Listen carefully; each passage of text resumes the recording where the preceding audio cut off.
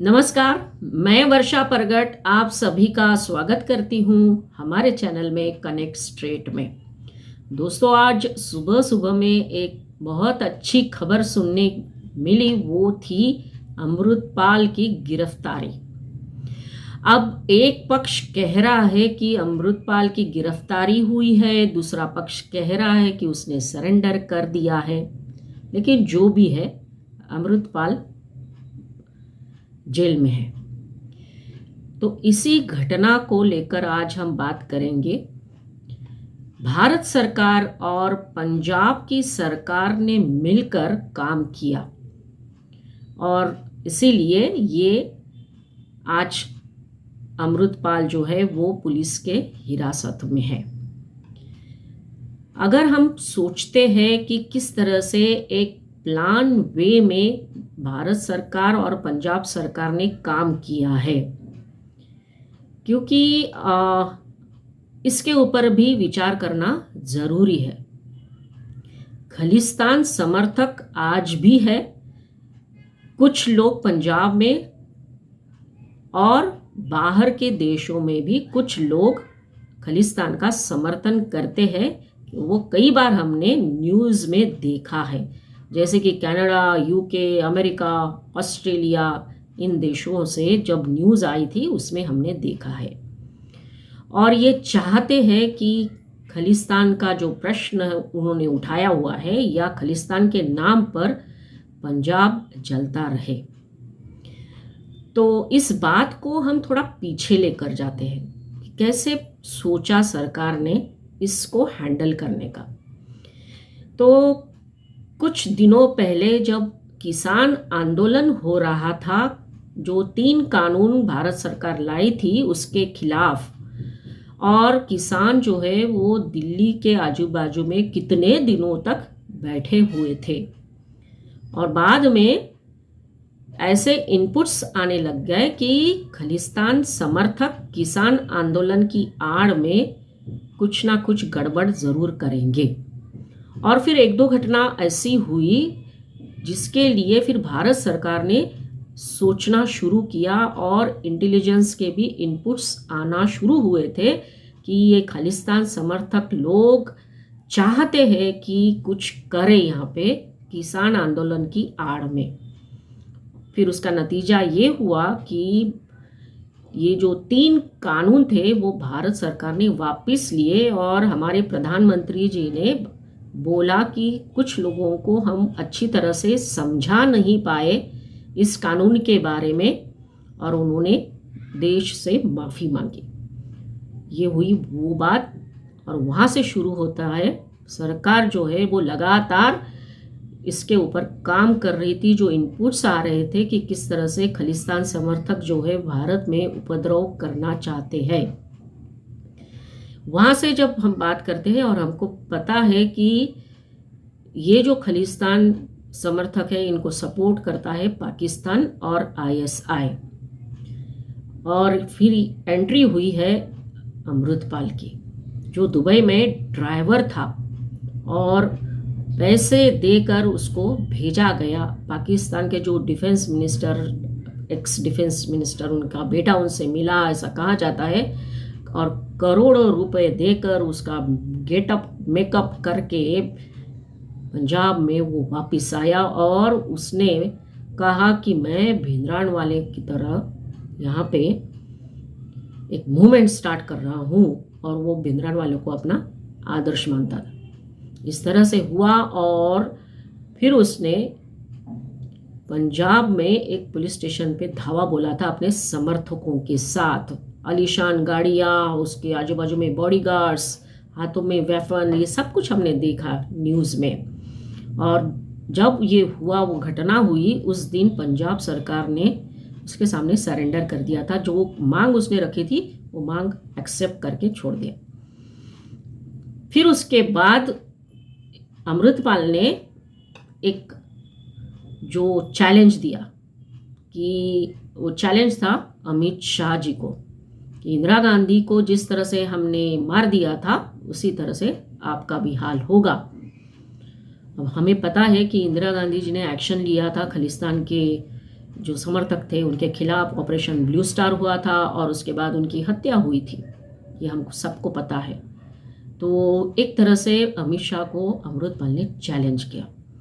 फिर उसके बाद की घटना ये है कि हमारी भारत सरकार और अमित शाह जी ने पंजाब के मुख्यमंत्री को बुलाया, मीटिंग करवाई और तय हुआ कि अब इनको जो है पकड़ना चाहिए, इनके ऊपर हमें जो शिकंजा है वो सख्त करना चाहिए।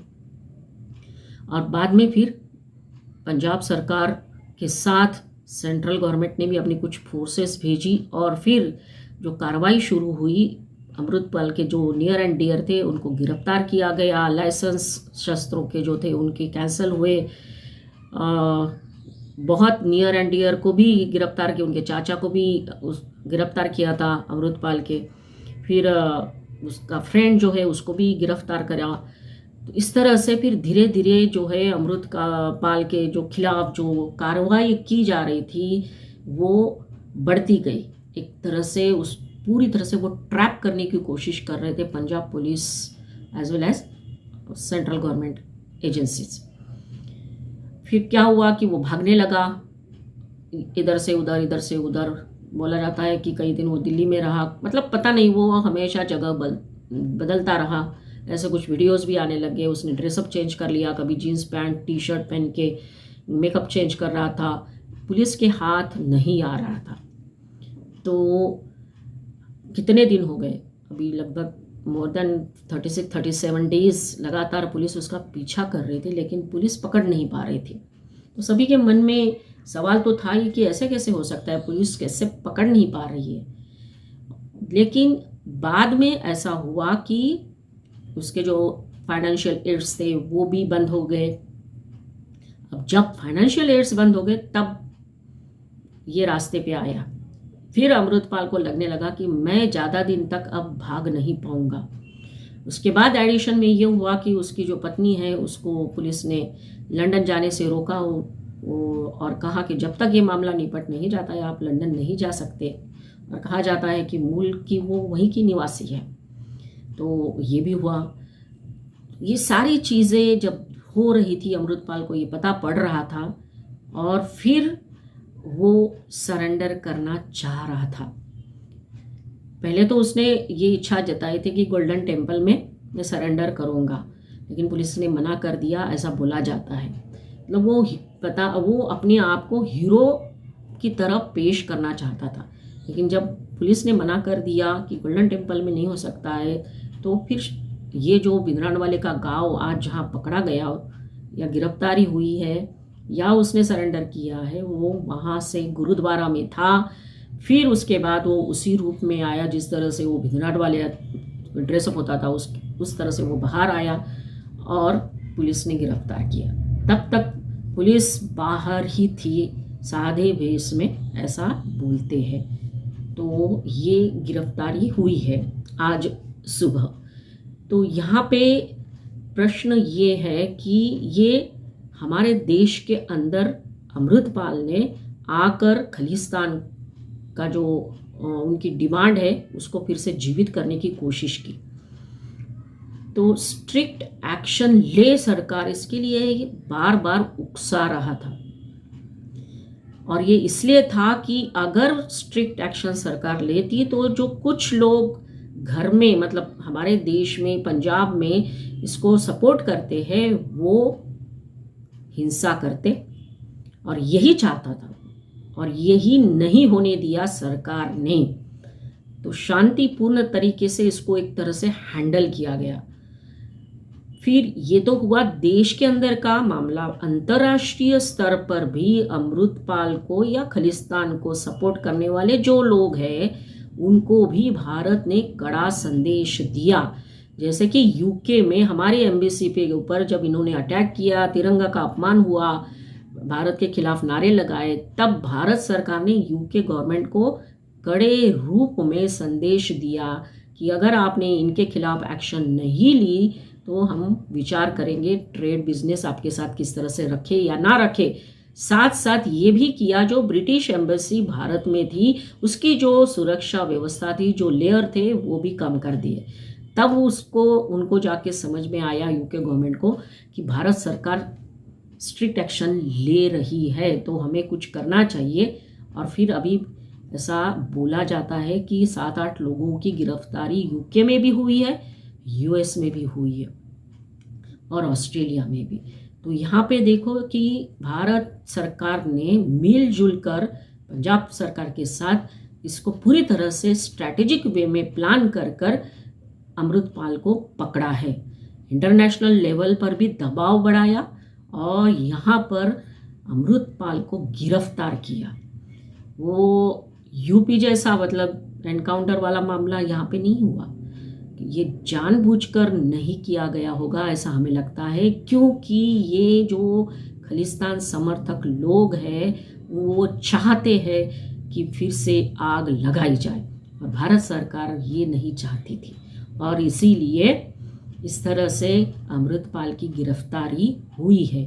अमृतपाल अब डिब्रूगढ़ जाएगा, वहाँ जेल में रहेगा। सारी इन्वेस्टिगेशन एजेंसीज जो हमारी है वो इन्वेस्टिगेशन करेगी, पूछताछ होगी। क्लियर है लेकिन ये कि पाकिस्तान समर्थक ये सब कर रहा था, पाकिस्तान इसको सपोर्ट कर रहा था, पर्टिकुलरली आईएसआई। इन्वेस्टिगेशन में आगे क्या बात आती है ये तो धीरे धीरे पता चलेगा ही, लेकिन यहाँ हम कह सकते हैं कि भारत सरकार और पंजाब सरकार ने मिलजुल कर एक प्लान वे में इस घटना को सक्सेसफुली अंजाम दिया है। तो आज की बात इतनी ही। आज का मेरा ये एपिसोड आपको कैसा लगा ये ज़रूर बताइए। अच्छा लगा हो तो लाइक करिए, शेयर करिए और जिन्होंने चैनल सब्सक्राइब नहीं किया है तो ज़रूर सब्सक्राइब कर लीजिए। अगले वीडियो में फिर मिलेंगे, तब तक के लिए धन्यवाद।